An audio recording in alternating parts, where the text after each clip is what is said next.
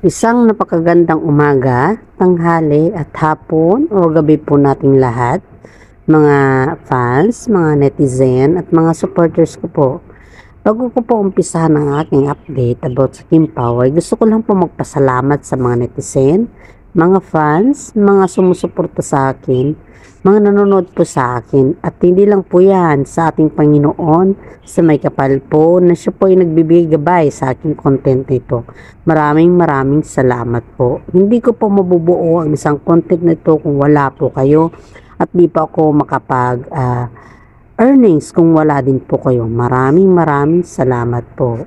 Umpisahan na po natin ang update for Kim Pao.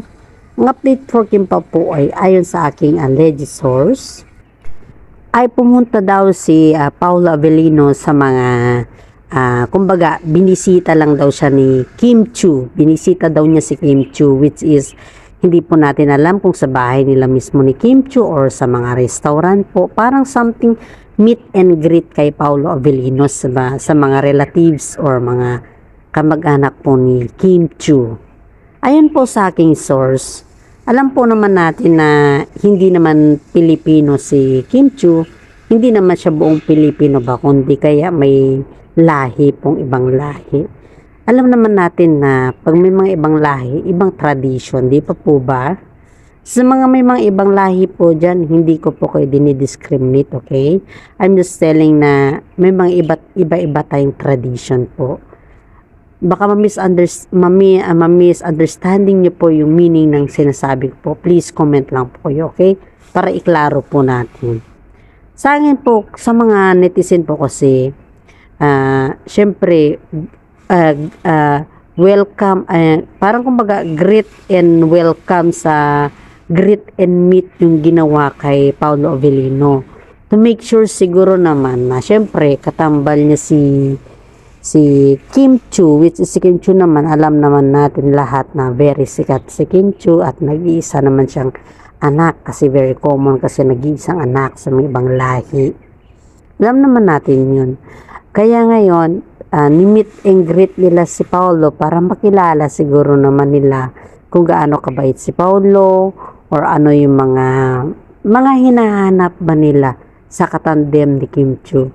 For sure, magugustuhan po nila si Paolo kasi nga inaalagaan. Si Paolo po marunong mag-alaga ng love team. Nung pinakilala ni Kim Chiu na si Paolo sa kanilang mga relatives, mga mag-anak po ay nakitaan si Paolo ng kabutihang loob at saka nakitaan din si Paolo na sobra siyang bait. Kaya ayon sa aking source po, di po natin alam kung ito po ay legit or ano po kasi siyempre, mahirap naman po na isa-publiko natin lahat-lahat sa mga Kim Pao. Kasi nga po, may mga oras din na gusto po nila na maging pribado po at hindi lahat po kaya nilang sabihin sa publiko. Ayon po sa aking source, sa legit na source ko na friend ko sa showbiz po, ang sabi po sa amin is, nagustuhan daw ng pamilya ni Kim Chiu si Paolo Avellino. Dahil po, nakikitaan si Paolo na siya na daw yung Mr. Right ni Kim Chiu at ang pag-oras na daw na gusto na ni Kim Chiu mag-settle down o gusto niya nang mag-settle down sa about sa kanyang future, kung makakapaghintay pa daw si Paolo, why not daw? Yun daw yung sabi ng parents niya. Kaya itong si Kim Chiu, alam naman natin na hindi lahat ng oras ay yung career ang iniisip mo. Kasi hahabulin mo talaga yung mga oras. Kaya itong si Kim Chiu, nararamdaman din niya na si Paolo Avellino na po yung kanyang Mr. Right. Kaso nga lang, sa mga dami kasi ng kanilang project, ay hindi pa niya mapaisipan kung ano at kailan po siya mag-for good. Dadako po tayo kay Julian Barreto. Si Julian Barreto po ay nung wala pa sila ni Gerald Anderson. Mga teens pa siya no, mga teens, mga 18, mga 14, 16, mga nag-uumpisa pa lang siya sa showbiz ba. Yung Princess and Aisha before. Diba nakatandem niya si Enrique Hill noon, nung mga kabataan pa nila, sila ng mga Daniel, ganyan ba. nung interview niya kasi is tinanong siya ng isang reporter, or I think si Vice Ganda ba yun? Hindi, marami palang nagtanong sa kanya, pero yung nag-highlight talaga yung pagtatanong sa kanya is parang si Boy Abunda or si Vice Ganda. Hindi ako masigurado dun kasi matagal na kasi, pero nag-highlight hanggang ngayon. Ang sabi niya po, maliban kay Ken, sabi niya, sino pa yung crush mo na showbiz, sabi niya. Binanggit niya po is si Paolo Avellino. Si Paolo Avellino po is very, parang kumbaga pa nagkakaroon ng mga connection ba yung mga pinagsasabi ng mga showbiz. Kasi imagine mo, 'di ba, si Kim Chiu ay ang ex niya ay si Gerald, 'di ba? Tapos naman si Julia, ang present niya ngayon ay si Gerald. Tapos si Kim Chiu, ang rumors ngayon na boyfriend niya is si Paolo Avellino. Tapos naman si Julia, ang crush niya kasi masyado daw malinis tignan ay si Paolo Avellino. Diba? Connect lang siya, parang rubber band lang na connect to the highest level. Dito natin makikita po kung may mga chemistry talaga pagdating sa mga love life. Malalaman mo talaga kung ano talaga yung meron sa kanila. Kung para sa akin lang po, kung akong bilang content creator, hayaan na natin na si Julia po ay magsalita. Kasi alam naman ni Julia ang katotohanan, at alam niya naman na umiiwas na si Kim Chiu. Dahil yun sa comment ni ate, itong si isang commenters na sabi po na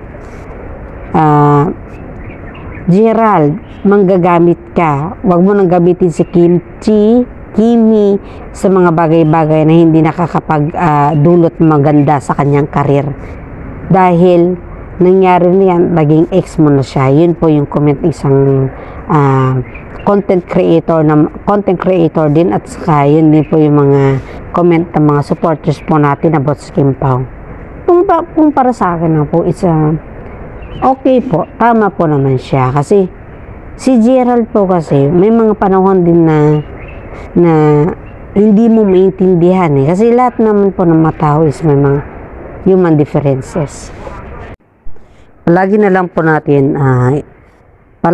natin tindihin paminsan-minsan yung may mga problema ba, kasi may mga tao din na yung hindi mo maintindihan kung alin or ano yung talagang gusto nila sa kapwa nila. Kaya si Gerald Anderson po, hindi natin maintindihan, at hindi ko din siya maintindihan paminsan-minsan po. Kasi may mga time na pag may gusto yan, di ba, may mga ka-love team kasi yan Si Gerald kasi lahat ng kanyang ka-love team ay gusto niyang kakainin, gusto niyang mapapasa kanya. Kaya yung mga babae na nakaka-love team niya, natatakot sa kanya na makipag-love team kasi nga may mga ibang intention si Gerald Anderson. At alam naman natin niya kung paano siya ka-playboy sa mga babae. Alam naman din natin lahat yan. At ewan ko lang kung talagang magiging, kung talagang sila na ni Julia habang buhay ba, yung future ba, hindi lang natin alam kung gano'n yung mangyayari po. Wag sa akin siyempre may mga past kasi si Gerald, at hindi sa ginajudge natin siya, pero yun kasi yung pinapakita ni Gerald sa publiko. At yun din po yung nakikita ng mga kasama niya.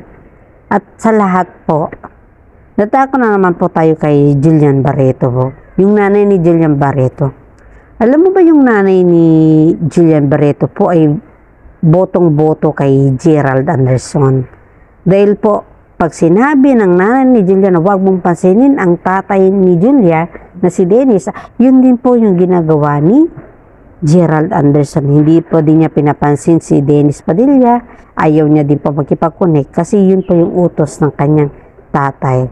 At si Gerald po parang super welcome sa kanila, as in welcome na welcome si Gerald sa bahay nila Julia Barreto.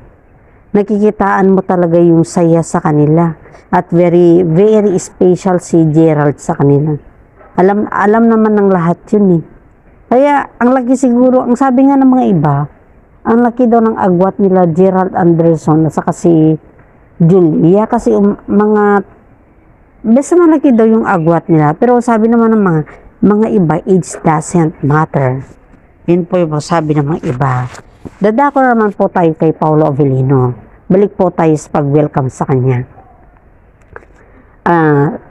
Ang pag-welcome po kay Paolo Avellino po ay hindi basta-basta. Alam naman natin lahat yan na hindi basta-basta ang mag-meet and greet sa pamilya ng iyong girlfriend. Kasi nga, hindi ikaw, halimbawa, para kang namamanhikan ba? Pag meet and greet ang pinag-usapan, of course, kailangan mong panindigan yung mga sarili mo, panindigan lahat, at panindigan mo kung ano yung talaga yung nasa, anong intention, gaano kalinis yung intention mo. That is called the meet and greet, diba? Kaya lahat po tayo ay asahan na po natin na pagpatuloy at subaybayan po natin ang Kim Pao. At alam po natin na ang mga updates na to ay para sa atin po lahat. Kaya gawin po natin inspirasyon ng Kim Pao at tungayan po natin ang updates mamaya na po.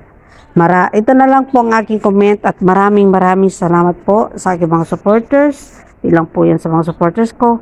Sa mga nanonood po, maraming salamat po.